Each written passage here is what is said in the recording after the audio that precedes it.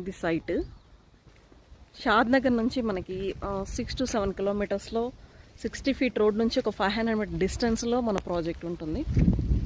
ఈ రోడ్ వచ్చేసి మళ్ళీ హైవేకి కనెక్టివిటీ రోడ్డు. రీజనల్ రింగ్ రోడ్కి 1.5 kilometer లోపల వచ్చే ప్రాజెక్ట్ నక్షత్ర ప్రాజెక్ట్. దీంట్లో వచ్చేసి 33 feet రోడ్స్ ఉంటాయి.